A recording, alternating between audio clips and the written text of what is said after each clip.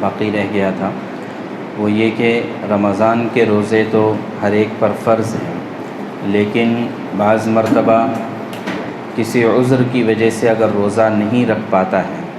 جیسے قرآن کریم نے اس کو بیان کیا ہے کہ اگر ایک آدمی اگر سفر میں ہے تو اس کے لیے رخصت ہے کہ وہ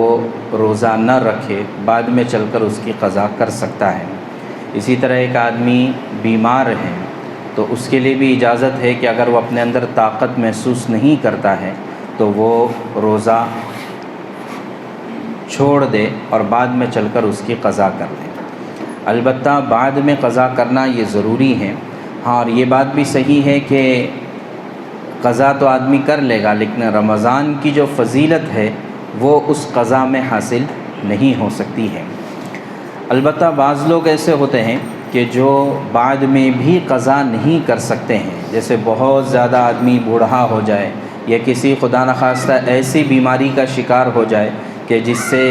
باہر نکلنا بظاہر ممکن نہ ہو، تو ایسے آدمی پر بھی روزہ فرض تھا لیکن اب یہ قضا نہیں کر سکتا ہے، تو اب اس کے لیے گنجائش ہے کہ وہ فدیہ ادا کرے، ہر روزے کے بدلے میں ایک فدیہ ادا کرے۔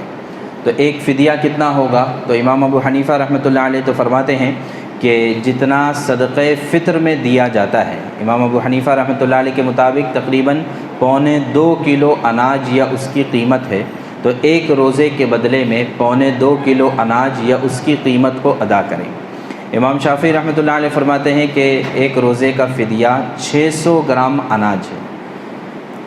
امام شافعی رحمۃ اللہ علیہ کے نزدیک فطرہ یعنی صدقہ فطر 2.5 کلو ہے، یہ الگ مسئلہ ہے، صدقہ فطر کا مسئلہ الگ ہے، اور یہ ہے کہ آدمی قضا روزہ رکھنے کی بھی طاقت نہیں رکھتا ہے تو اب اس کے لیے فدیہ ہے، وہ امام شافعی رحمۃ اللہ علیہ کے نزدیک 600 گرام اناج ہے ایک روزے کے بدلے میں۔ تو اس طریقے سے جو لوگ معذور ہیں وہ ان کے لیے شریعت نے اجازت دی ہے، رخصت دی ہے۔ البتہ یہی کہا ہے کہ وَمَن تَطَوَّعَ خَيْرًا فَهُوَ خَيْرٌ لَهُ، کہ جو ہمت کر کر روزہ رکھ لے وہ اس کے لیے زیادہ بہتر ہے، اس لیے کہ رمضان جیسی فضیلت اور کہیں بھی حاصل نہیں ہو سکتی۔ اور اسی طرح عورتوں کے جو روزے چھوٹ جاتے ہیں ان کے عذر کی وجہ سے، تو شریعت نے ان کے لیے بھی اجازت دی ہے، البتہ ان کو روزوں کی قضا کرنا ضروری ہے۔ نمازیں جو چھوٹ جائے گی وہ معاف ہے، ان کی قضا نہیں ہے، لیکن روزوں کی قضا کرنا ضروری ہے۔ اور اس سے پہلے مسئلہ آ چکا ہے کہ